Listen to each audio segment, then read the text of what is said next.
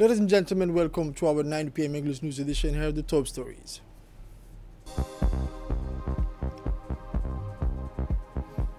Rubis Energy Djibouti celebrated its 10th anniversary today.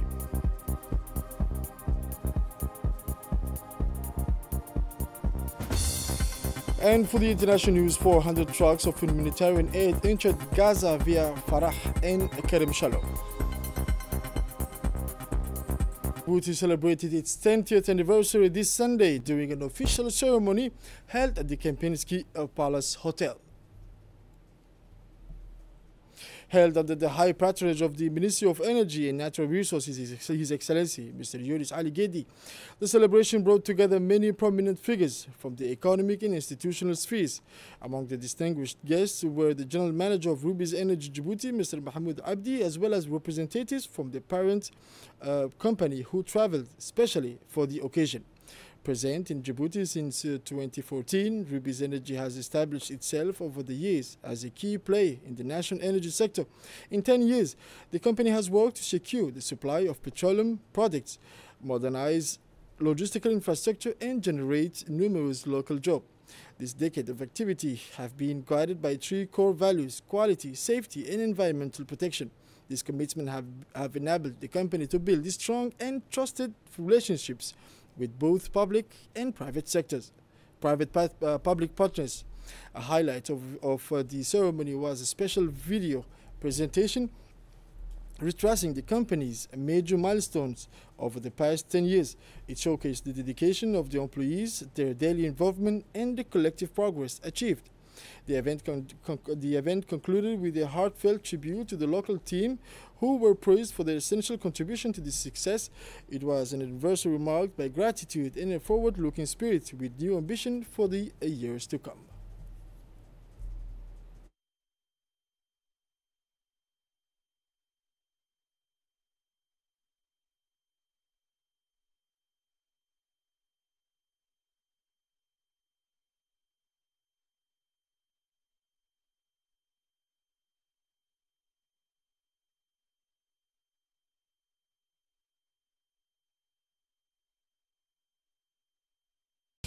And now the General Manager of Rubis Energy Djibouti, Mr. Mahmoud, expressed his pride in leading a company that has over the past decade steadily built a solid reputation and earned the trust of both public institutions and private partners.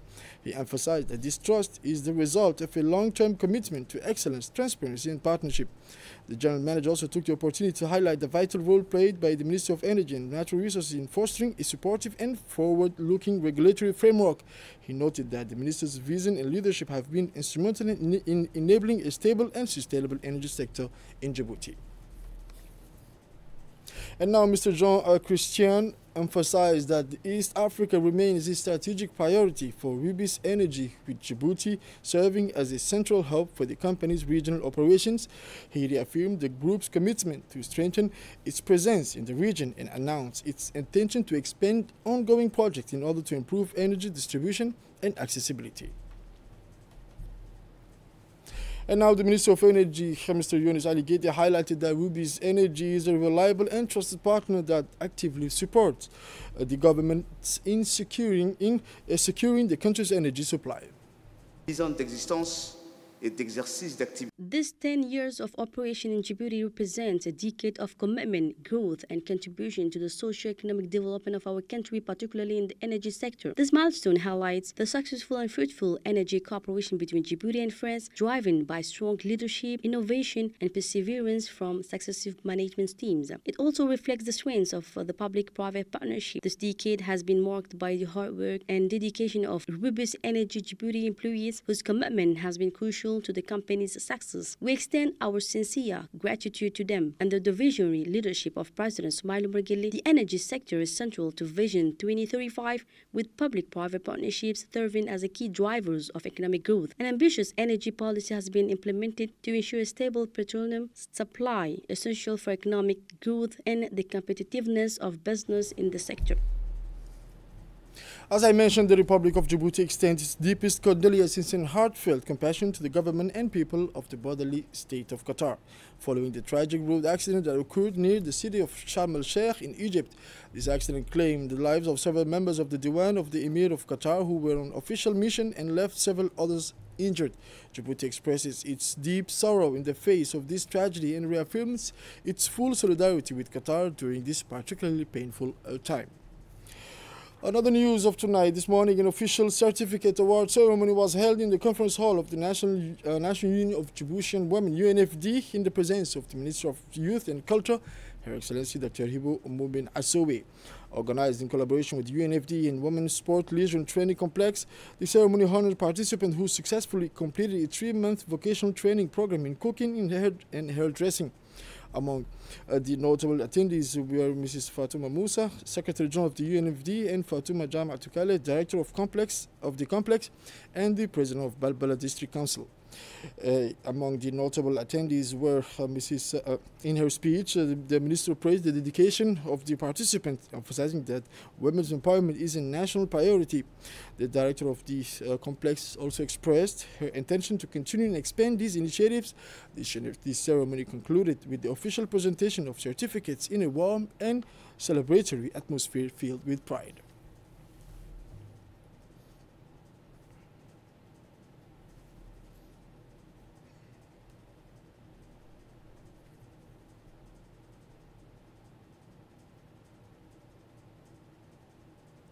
And now the head of the complex emphasized the significance of this event, underlining how it represents a crucial step toward empowering women through skill, development, and economic independence. She pointed out that such ceremonies not only recognize the hard work and achievement of the participant, but also inspire others to pursue professional training and contribute actively to their communities. Moreover, she reiterated the complex commitment to expand these programs to reach more women, especially those in underserved areas, to foster greater inclusion and opportunity. Let us listen now to the Ministry of Youth and Culture, Dr. Hibo Moumin Assowe, who speaks about the importance of this training for the empowerment of Djiboutian women. Un grand honneur, Fatouma, un vrai plaisir. It's a great honor for me and a true pleasure to speak today on the occasion of this certificate ceremony for our 60 young women who have successfully completed their training in cooking and hairdressing. First, I want to sincerely congratulate you, dear graduates. You have shown dedication and determination throughout this training. You have shown dedication and determination throughout this training. Your joy today shows how proud you are of this achievement. The skills represent much more than learning a trade. They are a gateway to socio-economic integration. I express deep gratitude to our key partner, the National Union of Djiboutian Women, and to its president, the First Lady of the Republic of Djibouti, Khadra Mohammed Haid. Her unwavering commitment and support have been vital to this initiative's success. This project, held at the Sport, Leisure and Training Complex for Women, aims to promote professional integration by training young women from community centers into promising fields, gastronomy and aesthetics. Thanks to the director, trainers, and technical staff for their dedication during this 3 months of training, the Ministry of Youth and Culture will continue working with the National Union of Djiboutian Women to support such initiatives, creating jobs and empowering youth as a driver of social and economic transformation. In closing, congratulations once again to all beneficiaries and heartfelt thanks to everyone who contributed to this program's success. And now Mrs. Mariam Hamad Ali, Minister of Digital Economy and Innovation, represented the Republic of Djibouti at the second edition of the Global Gateway Forum on October 9 and 10 in Brussels. Leading a high-level delegation, the minister highlighted the country's vision to make Djibouti a regional hub for digital transformation and strategic connectivity. On the sidelines of the forum, she held several bilateral meetings, notably with the Portuguese Secretary of State for Foreign Affairs and European Commissioner for Research and Innovation, to strengthen partnerships in the fields of digital technology, innovation and research.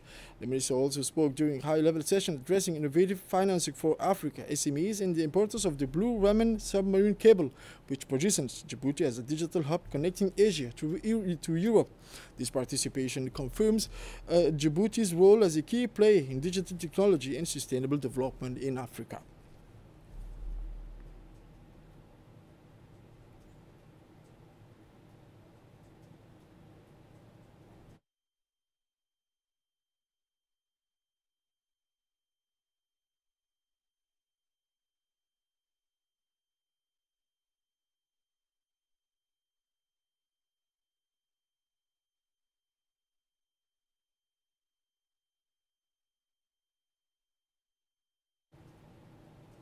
And now the National Assembly, the Committee on Finance, General Economy and Planning met today under the chairmanship of the Honorable Shamarki Musa Are.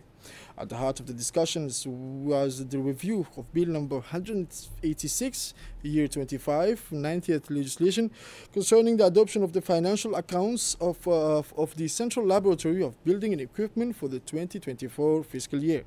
This session was held in the presence of the Ministry of Equipment and Infrastructure, Mr. Hassan Muhammad Ibrahim, as well as the Director of LCBE, Mrs. Rahima Ahmed Musa, accompanied by her main collaborators. At the end of the exchanges, the committee gave a favorable opinion. The bill will therefore soon be submitted for approval by the deputies in a plenary session. And now the Republic of Djibouti has just won the bronze trophy in the category development of the team of the Osaka 2025 World Expo. This distinction places the country in third place among more than 80 participant nations. This prestigious award represents strong international recognition for Djibouti, which has successfully highlighted the richness of its culture, its commitment to sustainable development, and its vision of the Expo's global theme, designing the society of the future for our lives. Djibouti has interpreted this theme through a powerful message connecting lives. The result of more than 3 years of preparation, this achievement is driven by the National Tourism Agency of Djibouti, responsible for the general commission of the National Pavilion. Thanks to immersive scenography, impactful audiovisual content, and human and environmental-centered approach, the Djiboutian Pavilion stood out for its coherent, creative, and the strength of its narrative. This trophy symbolizes not only Djibouti expertise, but also its ability to shine on the global stage. It acknowledged the country's effort to promote its image, potential, and strategic role between Africa and the Arabian Peninsula and Asia. The General Commission of Djibouti extends its thanks to all partners, artists, designers, and technicians who contributed to this great collective success.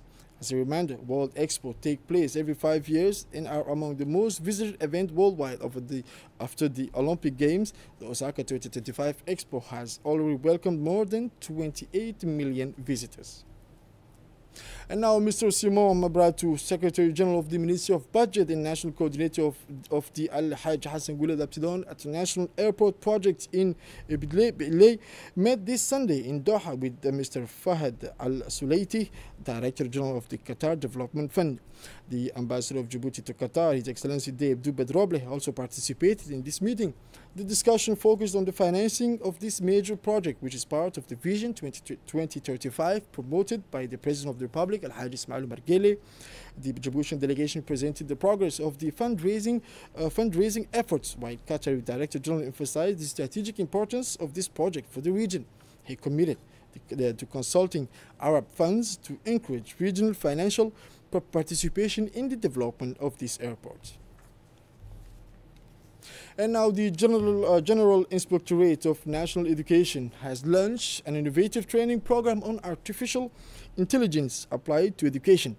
This initiative, supported by the Ministry of National Education and Vocational and the International Organization of La Francophonie, marks an important milestone for the education sector.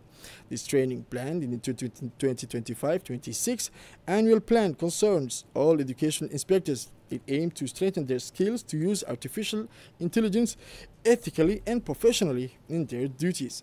Dr. Hussein Ahmed Asowi, a computer science specialist at the University of Djibouti, will lead this training, which includes theoretical courses, case studies, and practical workshops.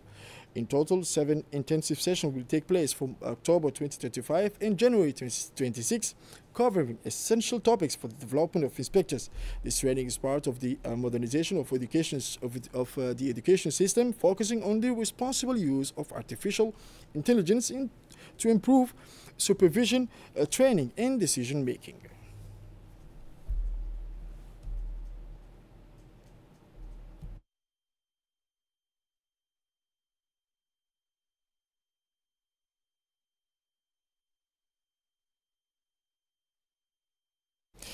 This morning at 8 a.m. at the Hassan Basoma Hassan Officials Hotel, Army Corps General Zakaria Sheikh Ibrahim, the Chief of the General Staff of the Djiboutian Armed Forces, received in a working visit Major General Aladdin Abdullah Abdul Majid, Defense Attaché of Sudan in Djibouti.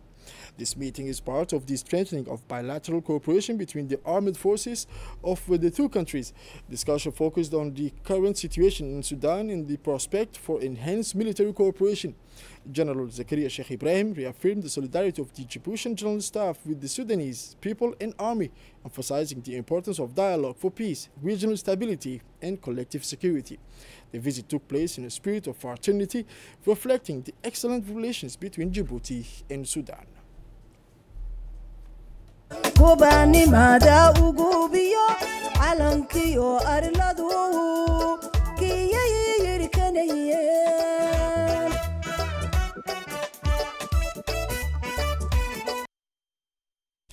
And now we go into Oboh in Dalai Af, October 11. This morning, the cornerstone of Dalai Af, a solid desalination unit, was laid during an official ceremony attended by local authorities, technical and financial partners, and community members.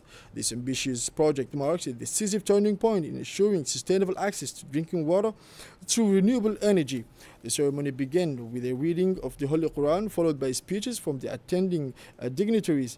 The village chief of Dalai Af expressed his joy and relief at the realization of this initiative.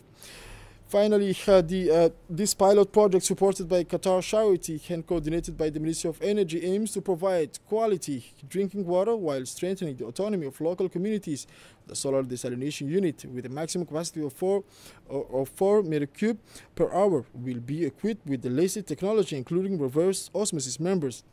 The symbolic laying of the cornerstone marked the official start of the working, demonstrating a collective commitment to a sustainable and better future in Dalai Af. This project fits within the national policy for sustainable enhancement of natural resources. It strengthens water and food security in coastal and rural areas, while illustrating the government's and its partners' commitment to promoting sustainable solutions in response to climate challenges. And now the prefect of the Oboh region gave detailed accounts of the ceremony. He highlighted the significance of the event for the local community, emphasizing how it represents a major step forward in development and well-being. Both officials the prefect also expressed his gratitude to all partners involved in underlying the shared commitment to improving the living condition and infrastructure of the region. The Secretary General of the Ministry of Energy, Mr. Mohamed Kile, emphasized the importance of this cornerstone laying ceremony, highlighting it as a key milestone in advancing sustainable development and ensuring access to clean drinking water for the local communities. He underlined the government's strong commitment to supporting such projects to harness renewable energy to improve the quality of life and promote environmental responsibility. We go into the south now in Ali Sabih. The mobile team from the regional hospital, Dr. Ahmed Absi Warsema, organized a medical caravan in Bi'ad in the Halhal sector. This operation is part of the Ministry of Health's recommendation to bring healthcare closer to rural and isolated populations across the country. On site, a multidisciplinary team composed of a doctor, nurses, midwives, and nutritionists, and an ultrasound technician provided care to the inhabitants, offering medical consultation, basic treatments, and a preventive action. The goal: to deliver essential health services to those living far from hospitals, facilities, and improve access to care in remote areas. This mission was supervised by the hospital director general, Mr. Mohammed Miguel Hassan, who emphasized the importance of such intervention to combat health inequalities. Special attention was given to the maternal and child health, with awareness campaigns in nutrition, vaccination, and prenatal care. The residents of Bi'ad welcomed this initiative, which demonstrates the commitment of health authorities and professionals to stay close to communities.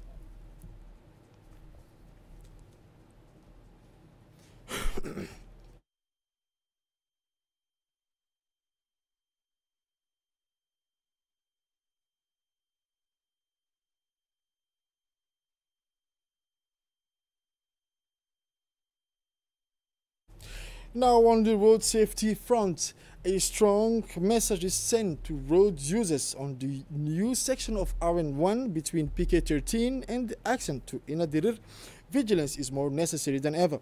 Since its recent opening, this 14-kilometer stretch has seen risky behavior from some drivers. This is a worrying situation on this strategic road for the country.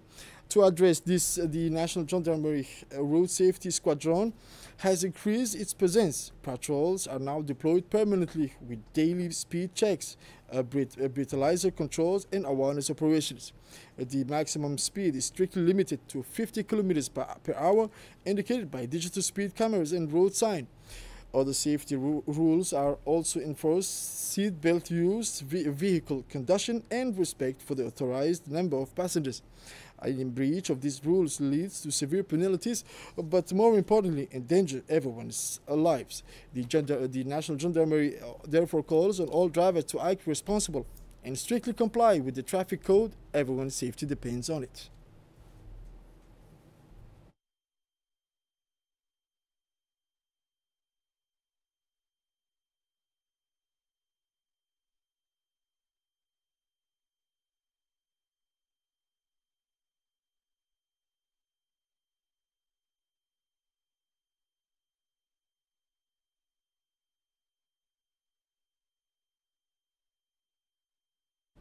And now for the international news, as I mentioned on the title, 400 humanitarian aid trucks have been begun entering to Gaza Strip through the Rafah and Karim Shalom.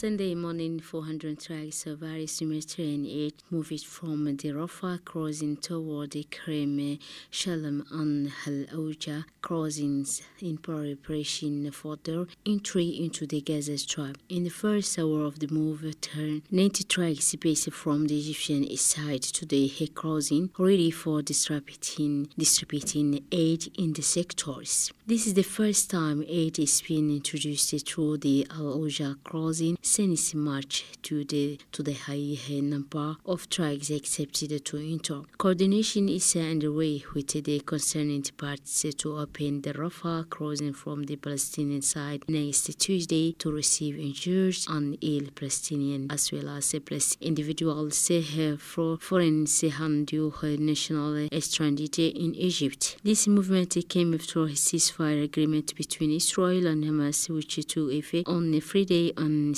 based on a plan proposed by the U.S. administration, including cessation of hostilities, a phase withdrawal of the Israeli army, mutual prisoners release, immediate entry of aid, and the disarmament of Hamas. The agreement allows for the unrestricted entry of all humanitarian aid according to the agreed framework in line with the humanitarian resolution issued in January 2025, which established the entry of 680 trucks daily into Gaza. And now in Egypt, Egypt also will host an international peace summit on Monday in Sharm el-Sheikh, co-presided by Egypt and the USA. Former Egyptian President Abdel Fattah al-Sisi will share an international summit to discuss the U.S. President's proposal to end the Israeli war on Gaza in Sharm el-Sheikh on Monday. The meeting will involve leaders from more than 20 countries, the Egyptian presidency said in a statement on Saturday. It will aim to end the war in the Gaza Strip in its effort to achieve peace and stability in the Middle East and ensure it a new era of regional security and stability, the statement said. United Nations Secretary General Antonio Guterres and United Kingdom Prime Minister Keir Starmer said they will attend along with Italy, Georgia Meloni and Pedro Sanchez of Spain. French President Emmanuel Macron has also confirmed his attendance. It was not immediately clear whether Israel Prime Minister Benjamin Netanyahu or any representative of the Hamas Palestinian group will attend. This is it for this 9 p.m. English News edition. Thank you for watching us and stay tuned for more on RTD.